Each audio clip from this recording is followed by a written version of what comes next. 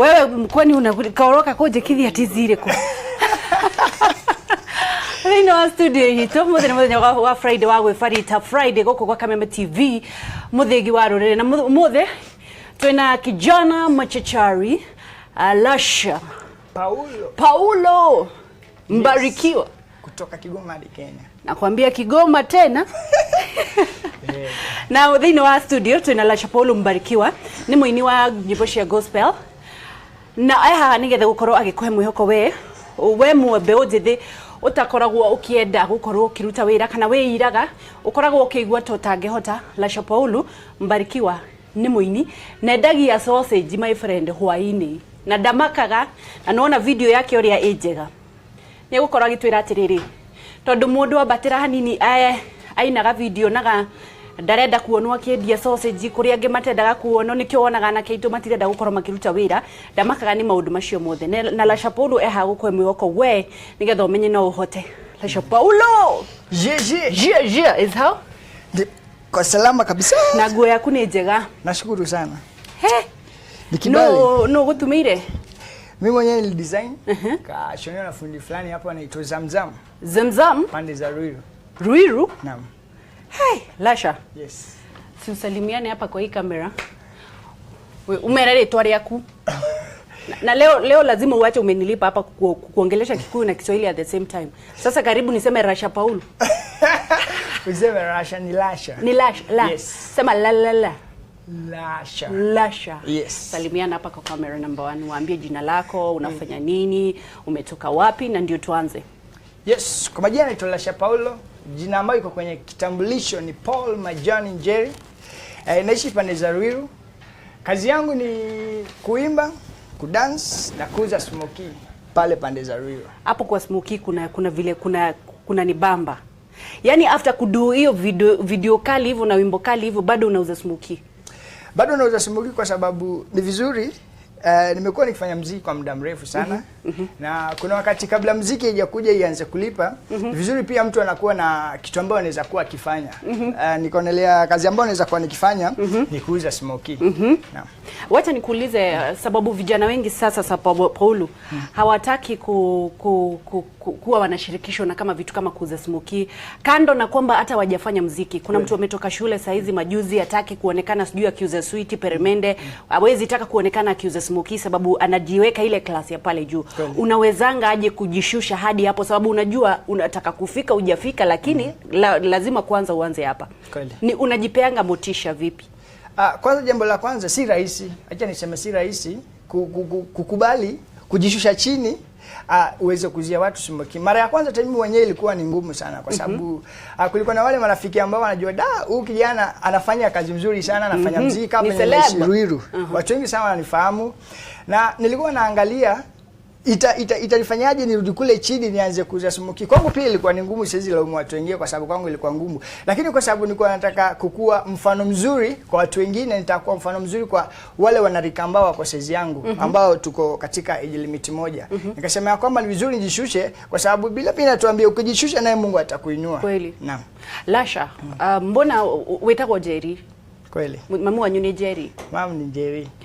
Mbona ulienda ni Kigoma ama ni Tanzania? Mliendaje vipi huko? Ulijipata huko aje? Okay, zitasemaje? Okay, mimi asilimia 90 ni Mkenya, hii asilimia 10 ndio ya Tanzania. Baba ni Mtanzania. Baba kidogo alikuwa Mtanzania, kidogo alikuwa Mkenya. Mama ndiye alikuwa Mkikuyu mwenye najua vizuri sana, sababu baba simjui sana, lakini mama alikuwa Mkikuyu uko ndani zaidi. Naam. Baba si boarding alienda diskola. Yeah, alafu baba ya mzazi wangu ya mamangu mwenyewe alikuwa Mtanzania. Okay. Grandfather na yeye alikuwa ule mzee ambaye kitambo hii station fulani ilikuwa inaitwa VOK. Alikuwa anacheza hizi vitu zinaitwa nyatiti. Yeye ndiye alikuwa anaitwa Paulo Majani. So ni kama hiyo kitu nirukia sasa Paulo Majani unamuona sasa hivi. Na sasa vipi ukaelekea Tanzania? Tanzania hiyo ni kitu unajua, hata nikiwa shule kwanza, jambo la kwanza ambalo pia mimi mwenyewe ilinishangaza, nikiwa shule mimi sikuwa naongoza, lakini nilikuwa naongoza, nilikuwa nashinda hata namba 1 Kiswahili. Naelewa hata namba 1 alikuwa akuja niambia, "Hebu nifunze vitu fulani na fulani." So ndio nikaulizia historia yangu vizuri, mzazi akaniambia hao mambo ambayo nimekueleza. Nikakuja nikajipata mzazi alikuwa ananiambia, hata mimi mwenyewe nikiwa mdogo nilikuwa tofauti kwa sababu alikuwa anaona niko tofauti na watu wengine. Naelewa, walikuwa wanachanga Kiswahili changu ambacho nilikuwa nakizungumza. Japokuwa nikija Kenya wakati nilikana watu sana, unajua niko na Kiswahili mara mbili, kuna Kiswahili ya Tanzania, kuna Kiswahili ya Kenya.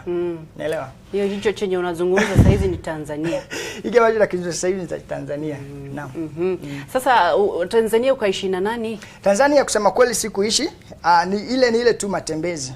Na wetariria Gikuyu agiko Tanzania wathi ni ndirakiuga uturaga Tanzania. Wasi, lakini hapo tabataria Gikuyu hanini. Morea. Ati tajira atiriri Kenya muikaraga nao? Kenya tulikuwa toikaraga na mam. Muikaraga na mamu wanyu? Asa ni mam ni past tense. Ni aro mama kwega kula, tutapatana naye pia. Sasa ndiraria Gikuyu. No twende kumenya atiriri thabarĩ yaku ya gukorwo wagereire maundu mahana atio ugikura. Ulipitia mambo yapi ukikura? Ugikura nikiwa mkubwa. Nilipitia mambo magumu sana ambao siwezi elezea kila kitu. Ijapokuwa jambo la kwanza ambao nilipitia, ya kwanza nilikuwa mambo ya shule. Kwanza nilikuwa kitambo, kabla sijakuwa sasa hivi venye unavioniona, nilikuwa nafanya kazi ya kuuza chuma. Nilikuwa nauza chuma, natafuta siku hizo enzi kujaza misumari, misumari kuzijaza kwa mkebe, wendo pimishi ilikuwa miela mingi sana. So hiyo ndio ambao ilikuwa ni kama kipato changu. Naenda natafuta chuma nauza, hizo pesa nikipata kidogo, naenda nagawia mzazi wangu kidogo, na mimi najigawia kidogo. So ukapata hayo mazingira kidogo yakakuwa yananitatiza sana.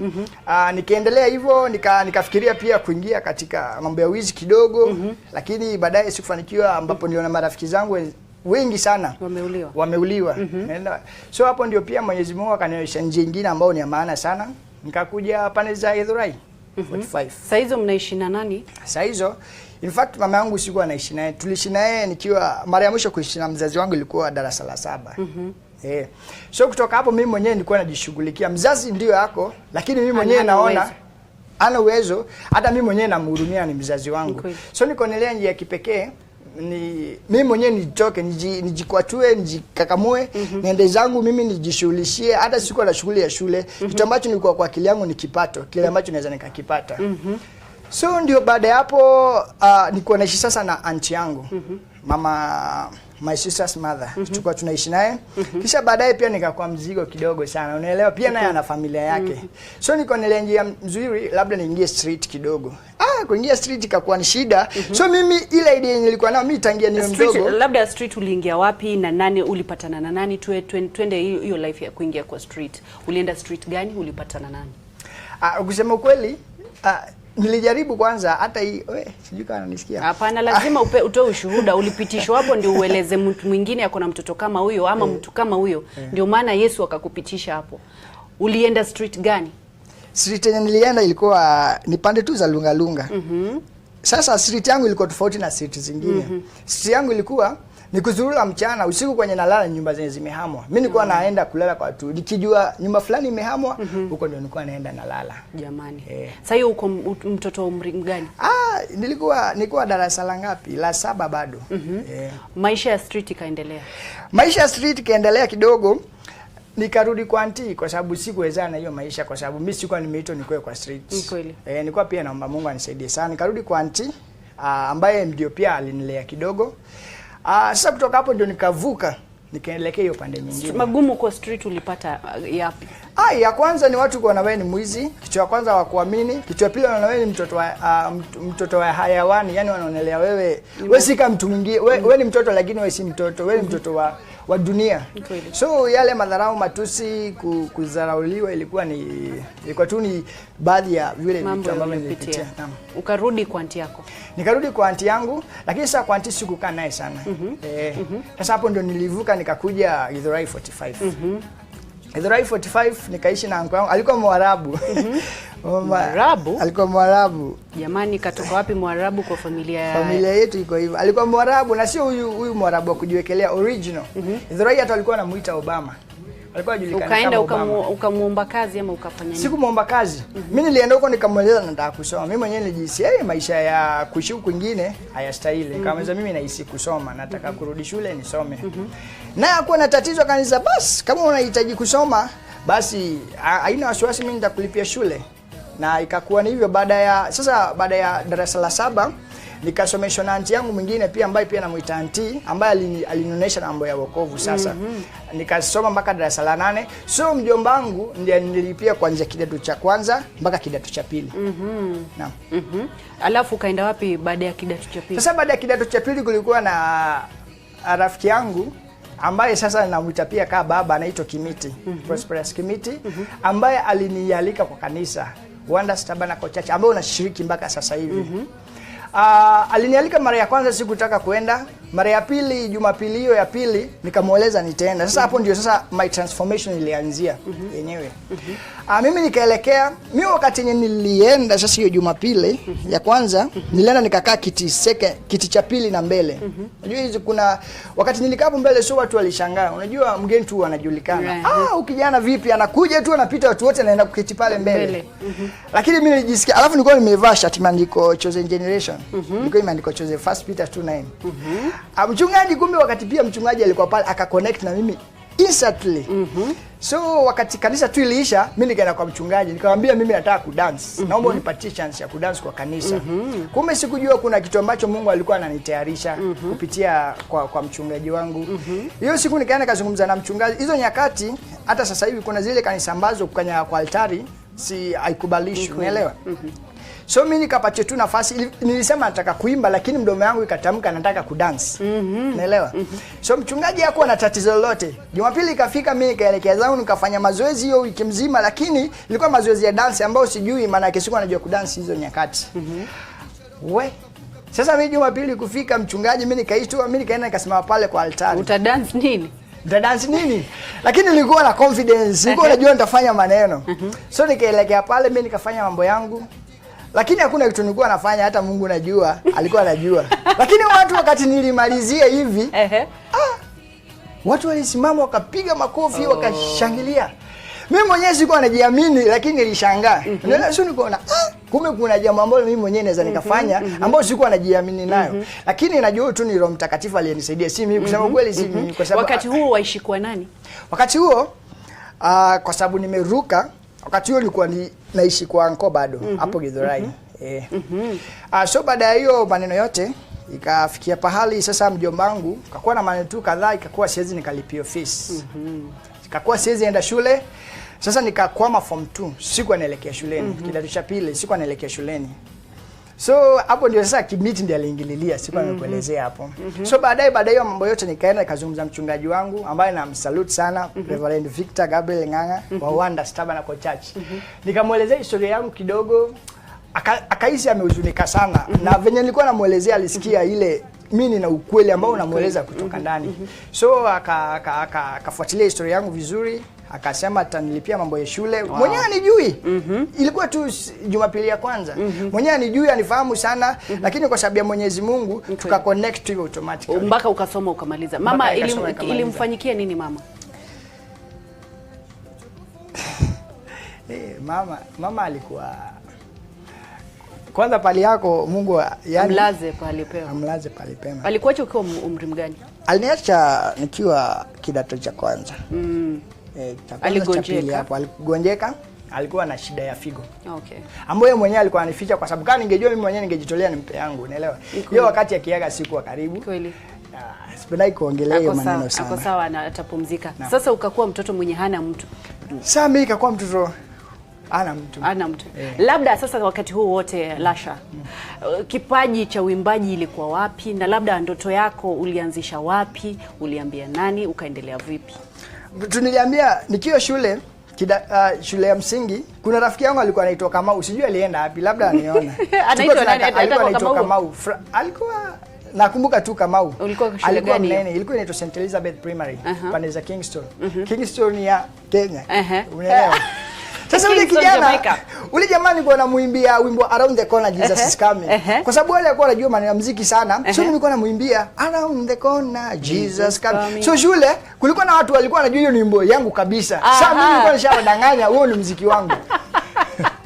Mjanja wewe kweli. Mimi kwa mjanja. Sasa nikakuwa in fact mambo ya kujulikana nilianzia kwa tumbo, alafu sasa nikakuja shuleni. Kweli. So hiyo ikakuwa ni muziki wangu kabisa. Lakini haikuwa nilikuwa nahisi lakini haikuwa yangu. Sasa hapo ndio nilikuja kugundua.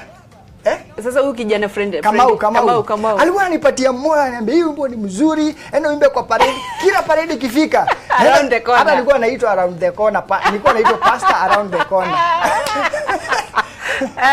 Nilikuwa naitwa Pastor Around the Corner. Kwa sababu pia shule nilikuwa nahubiri. Sasa ukaanza uimbaji wako. Kwanza hapo nikaenda kwanza nikatulia kabisa, nikaanza kufoka kidogo muziki ya kufoka, lakini sikuwa najiamini bado. Kwa tu ni hilo nasema sawa tu, unaweza kufanya chochote. Sasa kuanzia hapo ndio Mungu akakuwa ananikuza kutoka hatua moja hadi nyingine. Ulirekodi wimbo wako, wimbo wa kwanza ulikuwa unaitwa vipi na ulirekodi wapi? Wimbo wa kwanza ulikuwa unaitwa Utukufu, ambao inacheza sasa hivi. Na hiyo imba tu kidogo. Na utamani Rabana, na utamani ai, na utamani Rabana utukufu wako. Na utamani na utamani na utamani Rabana utukufu wako. Mbona ukachagua huo wimbo, ujumbe ukatoka wapi? Ujumbe ni mchungaji wetu alikuwa anatuhubiria mambo ya utukufu, the glory of God. Akatueleza baada umeshabarikiwa na kila kitu, unajua kuna yale mambo ambayo sio tunataka magari, majumba makubwa, tunataka kile kitu ambacho tunakiona huku duniani. Lakini baada ya hiyo ni nini tena utataka kwa Mungu? Alikuwa anatuuliza hivyo. So akatuambia kitu yenye watu wanakosea sana ni kukosa utukufu wa Mungu. Kwa sababu unaweza kuona hivyo vitu vyote, baadhi hizo vitu zote, lakini ukosa utukufu wa Mungu. So wakati tu alisema hivyo, hiyo wimbo kan hit mara moja. So nikamwambia hata nikiwa niko na vitu zinakaja au nywele zinakaje, unatamani utukufu kabisa. Labda nyimbo zako ni nini kinachangia kuandika nyimbo zako? Ni vile unahisi, vile vitu zinaendelea, ama ni nini kinachangia ujumbe katika nyimbo zako? Jumbe kinachochangia jumbe katika nyimbo zangu, wacha niseme kwanza ni inspiration ya kwanza natoa kwa Mwenyezi Mungu na kwa mchungaji wangu. Yeye anatufunza ni kama shule. Akitufunza wimbo tu inakuja. Na wakati mwingine labda nikitembea barabarani au nikiwa nafanya mambo yangu, wimbo tu inanihit mara moja. Ndoto zako ni zipi katika uimbaji wako? Katika uimbaji, mimi naomba tu Mwenyezi Mungu anisaidie niwe msanii tofauti na wengine. Nikisema tofauti na wengine ni kwamba unajua hizi vitu huwa zinakuja. Uselebu hizo vitu zote huwa zinakuja. Baadaye unakuja kusahau aliyekufikisha hapo ni Mwenyezi Mungu. Na mimi kitu naomba Mungu anisaidie sasa hivi, hata anasema nikifika pale juu kukuwa na wale wanarika ambao wanasema kusema kweli naweza penda niwe msanii kama yule. Ya kwanza mnyenyekevu, ya pili anaomba sana, ya tatu ana utukufu wa Mungu. Kweli. Labda uko na nyimbo ngapi kwa sasa hivi? Professionally nina nyimbo 2. Lakini zile za kuanzia ni 6. Unaelewa zile Around the Corner. Jesus Christ. Hizo sasa. Sasa umeoa? Muone. Umeoa? Bado. Hiyo hata haijapita kwa akili yangu. Uko na girlfriend? Hakuna, hayupo. Unataka unangoja? Okay, kwanza unaona unaanza kuruka mtu hapa na labda kuna mtu ana matarajio. Wewe Lasha wewe jichunga. Unajua unatoka hapa uende tu nyumbani. Hapana, sisi danganyana, hajakuja, akija tu mtajua. Wenye wako ni marafiki. Labda kazi yako, nataka uzungumzie kijana, mpe motisha. Kuna kijana hataki kufanya kazi yenye anaona ni kamba anajidhalilisha, kuna mtu mwenye anaona atadharauliwa, kuna wale wanarika wanaona kwamba tulitoka shule na wao, wewe wametoka familia ya kibabi, hawataki kuonekana wanafanya kazi kama za Smokie. Labda zungumza, camera number 3. Zungumza na kijana, camera number 1 hii iko mbele yako. Uzungumze na kijana mwenye akona katika hali hiyo, ama kijana mwenye ame lose hope katika maisha. Mzungumze naye camera number 1. Jambo la kwanza ningependa kuzungumza na kijana ambaye ananisikiza, awe msichana au kijana, wote tu. Jambo la kwanza, ukikufa moyo usife moyo. Pale umefika inafai kusaidie wewe kukosa kukufa moyo. Jambo la pili ni vizuri kunyenyekea. Kunyenyekea ni kumaanishaje? Unakubali Mungu akutumie kutoka pale chini. Kweli wa familia yako inaweza kuwa ina miele, inaweza kuwa wamejiweza vizuri sana, lakini hiyo ni familia yako. Kuna wewe ambaye utakuwa na familia yako. Umeelewa? Na Mwenyezi Mungu anataka akutumie katika hiki kizazi ambao tunaishi. So jambo la kwanza, jifunze kuvumilia, jifunze kuanzia pale chini, maana mwanzo mdogo, baadaye Mungu anaipeleka hatua kwa hatua, inakuwa jambo kuu. Ni kweli. Labda kuna wale wanaitwa followers. Kuna mtu anaweza taka kukufollow katika Instagram, kuna mtu anaweza kutaka kufollow katika Facebook. Unajiita nini? Kwenye zote, Facebook, Instagram, kila pale najiita Lusher Paulo. Lusher Paulo. Lusher Paulo. Naam, hivyo tu. Ni ngumu sana kwa mwimbaji mdogo mwenye anajikakamua kama we mwenye anauza sausage kupata zinaitwa gigs. Kuna watu naonaga wakienda katika mashule wanazungumzia vijana, kuna vijana kama wewe. Labda unaweza taka kufanya gig na labda mtu akitaka kukupata na kupata vipi? Mimi naweza na hata nakuwa nao na hiyo maono, kwa sababu kusema kweli wasanii ambao wanainukia, hata si wasanii pia katika biashara, hata hiyo biashara ambayo unafanya, ni vigumu wakati mwingine kupata customer. Unajua unangangana, lakini kwanza kuvumilia, alafu naweza penda kuwa na gigi yangu ambao inapatia pia wale wasanii ambao wanachipuka. Na pia mtu akitaka kunipata waambie tu. Utanipata tu kwenye Facebook, Instagram kama Lusher Paulo, Lusher Paulo, ama unipate Ruigo wa Cairo. Kweli. Ruigo wa Cairo. Kehunguro. Kehunguro hapo. Kehunguro sasa iko nyuma, mimi niko mbele. Ni kweli. Labda katika hiyo biashara ya samosa, ya hizo smokies, unapata kama hela ngapi? Okay. Hiyo ndio inakusustain. Kusema kweli na sustainiwa na vitu tatu. Kwanza ni Mungu ambaye is my provider. Ya pili, Mungu anatumia dance na anatumia dance. Mimi wana dance. Alafu sisi tukiwa na rafiki yangu anaitwa Kibe. Kibe ni jamaa wangu sana ambaye alinipiga zile picha ambazo umeziona kwenye mtandao ambazo zimekuwa trend hivi. Kabla sijafikia hapo, kuna jambo nilikuwa nataka kusema. Sema. Kuhusiana na hiyo idea ya kuuza Smokie na suits. Hiyo niliomba Mwenyezi Mungu anipatie idea ambao nilikuwa nimelala mimi mwenyewe, nikaona nauzia watu vitu ambavyo sijui, sikuwa najua ni Smokie, lakini nilikuwa naona nimeuza nikiwa very smart na suti. So sikujua ni Mwenyezi Mungu alikuwa anazungumza. Umeelewa? Lakini mimi consciously nilikuwa najua Mwenyezi Mungu tayari ashazungumza. So hiyo siku ya kwanza ndio nipigo picha nikiwa na suti, nikavaa suti, nikaeleza huyo rafiki yangu Kibe, nikamweleza njoo unipige picha niweke kwa Facebook. Wakati nilipigwa picha ndio ile wewe uuza Smokie na suti yako pale. Mimi wanauza Smokie na suti. Sababu ni ofisi yako ama ni sababu nini? Ya kwanza nilifaa hivyo kuonesha watu kila pahali ni ofisi. Kweli kabisa. Kila pahali ni ofisi, na unaweza vaa uwe uko very smart, unaweza hudumia watu wako ukiwa na suti. Mechanic venye anavaa, hiyo ndio suti yake. Unaelewa? Weka jinsi ulivyovaa, hivyo ndio suti yako. Mimi niko nielewa, mbona nisivae suti na nifunge tai na niseme hii ndio ofisi yangu. So wakati nilifanya hivyo, rafiki yangu akampiga picha, ikakuwa tu ni hivyo. Nikajua Mungu tayari ashanena. Siri ya biashara ni ipi? Siri ya biashara ni Mungu. Ni Mungu tu. Mungu na persistence na kukosa kugive up. Na kunyenyekea. Sasa neno la mwisho Lusher katika namba 1 ili tuanze kudance na wewe, sababu naona wewe ni dancer. Neno la mwisho kwa watazamaji ni lipi hapa katika kamera namba 1? Mimi neno langu la mwisho ningependa kusema hakuna mtu mwenye amefika, na kitu ya maana sana, ya maana katika hii dunia ambayo sisi wenyewe tunaishi ni tuweke Mungu mbele. Mungu akuwe ndio anatuongoza katika kila kitu. Alafu tutie bidii, tuzidi kuombea nchi yetu na msupport Lusher Paulo. Lusher Paulo atakulocate. Atakuallocate. Naam. Ni wimbo gani hiyo? Atakuallocate nini? Atakuallocate, atakutoa hapa. Akulete hapa, ama tubadilishane, atatuallocate. Amen. Akikutoa hapo, atakupeleka from glory to glory. Amen. Naam. Ndio tunaendelea saa hizi.